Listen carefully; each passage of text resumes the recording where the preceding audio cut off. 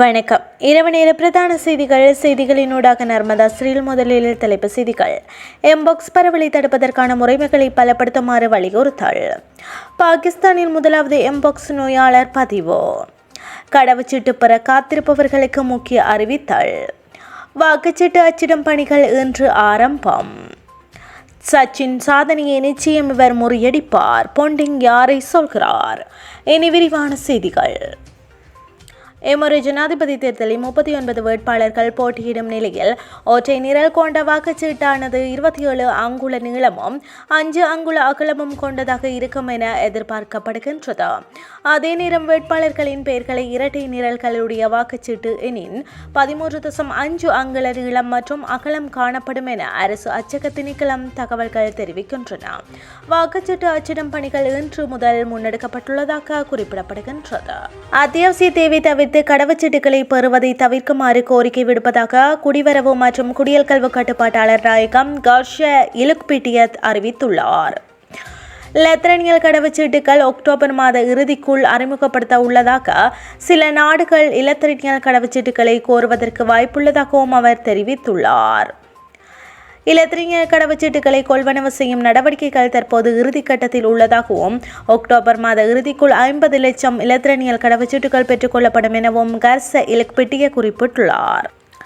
Mpox என்ற குரங்கு காய்ச்சல் இலங்கையில் பரவுவதை தடுப்பதற்கும் நோயாளர்களை அடையாளம் காண்பதற்குமான முறைமைகள் பலப்படுத்தப்பட வேண்டும் என அரசு மருத்துவ அதிகாரிகள் சங்கம் வலியுறுத்தியுள்ளது.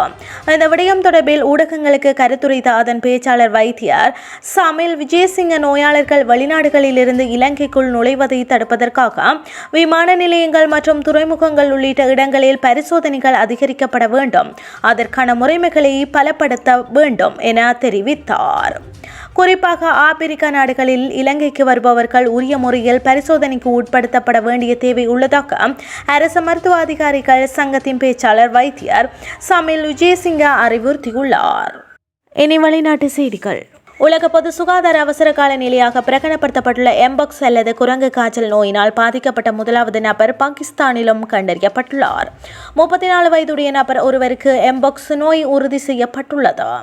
அமெரிக்காவின் கலிபோர்னியா மாகாணத்தில் உள்ள சான் பிரான்சிஸ்கோவிலும் எம்பாக்ஸ் நோய் நிலைமை கண்டறியப்பட்டுள்ளது. அந்நகரின் கழிவு நீரில் மாதிரியில் இந்த நோய் கிருமி கண்டறியப்பட்டுள்ளதாக வெளிநாட்டு ஊடகங்கள் தெரிவித்துள்ளன.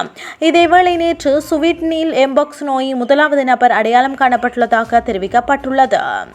மேலும் குறித்த நோய் பரவல் காரணமாக கொங்கோ குடியரசில் மாத்திரம் 450 பேர் உயிரிழந்ததாக தெரிவிக்கப்பட்டுள்ளது. இனி விளையாட்டு செய்திகள்.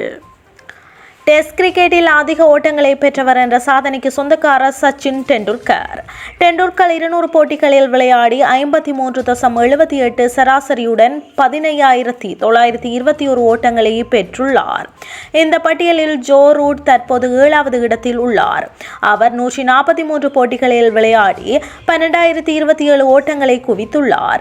டெஸ்ட் கிரிக்கெட்டில் அதிக ஓட்டங்களை எடுத்த இங்கிலாந்து வீரர்களின் ஜோ ரூட் 2வது இடத்தில் உள்ளார். 161 டெஸ்ட் போட்டிகளில் விளையாடி 12,472 ஓட்டங்களை குவித்துள்ள அலிஸ்டர் குக் அவருக்கு முதலிடத்தில் உள்ளார். இந்த நிலையில் சச்சின் டெண்டுல்கர் சாதனையை இங்கிலாந்து வீரர் ஜோ ரூட் நிச்சயம் முறியடிப்பார் என தெரிவித்துள்ளார்.